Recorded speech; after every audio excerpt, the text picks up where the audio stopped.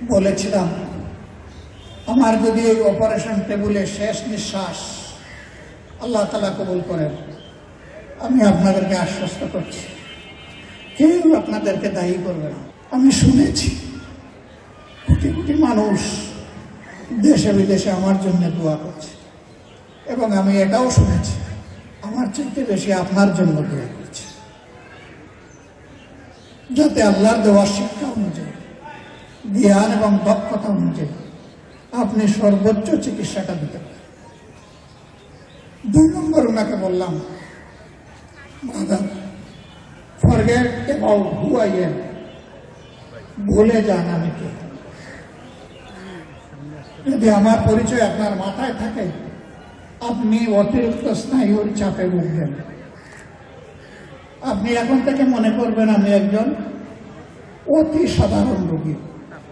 আরো 10 জনকে আপনি যেভাবে হ্যান্ডেল করেন, অপারেশন টেবিলে নিয়ে যেভাবে আপনি কাজ করেন, আমার ক্ষেত্রে কোনো ব্যতিক্রম না করে সেইভাবে করবেন, এটি আমার অনুরোধ।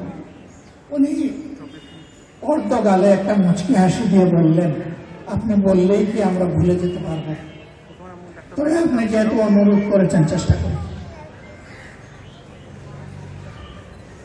সম্মানিত ভাইয়েরা, বলেছিলাম আমার যদি এই অপারেশন টেবিলে শেষ নিঃশ্বাস আল্লাহ তাআলা কবুল করেন, আমি আপনাদেরকে আশ্বস্ত করছি কেউ আপনাদেরকে দায়ী করবে না। কারণ মেন্টাল মেকআপ আমার প্রিয়জন আপনজনের আমি করেই এখানে এসেছি। তারা বুঝবে এতটুকুই আমার হায়াত, আলহামদুলিল্লাহ। এবং আমি এও বলেছি আমার মৃত্যুর খবর পেলে তারা কেউ যেন না কাঁদে, বরঞ্চ প্রথমেই যেন পড়ে আলহামদুলিল্লাহ রাব্বিল আলামিন। আল্লাহ জীবন তুমি দিয়েছিলে, তুমি নিয়ে গেছো, সকল প্রশংসা তোমার। যারা পর্যন্ত এটা পড়ে তারা বড় ভাগ্যবান। আমরা আপনাদেরকে কথা দিচ্ছি, এই সমাজ বদলানোর দায়িত্ব আপনারা যদি আমাদের হাতে তুলে দেন, দেশবাসী যদি আল্লাহর মেহেরবানিতে তুলে দেন, আমরা খেটে খুঁটে চেষ্টা করব সমাজের এই ঘাটতিগুলো পূরণ করা। আমরা ইনশাআল্লাহ তেলা মাথায় তেল দেব না। তেলের অভাবে যার চামড়া ফেটে গেছে তার গায়ে একটু তেল মালিশ করার চেষ্টা করবো ইনশাআল্লাহ। আমাদের prime subject those who are deprived people, বঞ্চিত মানুষগুলো হবে আমাদের অগ্রাধিকার ইনশাআল্লাহ। শুধু স্বাস্থ্যের ক্ষেত্রে নয়, শিক্ষা, স্বাস্থ্য থেকে শুরু করে যতগুলা নাগরিক পরিষেবা আছে, সকল পরিষেবায় বঞ্চিতরা অগ্রাধিকার পাবে ইনশাআল্লাহ। বঞ্চিতদের অধিকার তাদের হাতে তুলে না দেওয়া পর্যন্ত ওই সেবা আমরা গ্রহণ করব না। আমার 7 মিনিটের বক্তব্যে বলেছিলাম দুর্নীতিমুক্ত বাংলাদেশ গড়তে চাই।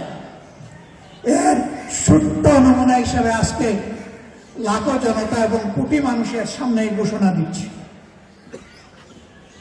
আগামীতে বাংলাদেশ জামাত ইসলামী থেকে যারা নির্বাচিত হবেন, তারা সরকারের কোনো পদ অল্প মূল্যে গ্রহণ করবেন না ইনশাআল্লাহ।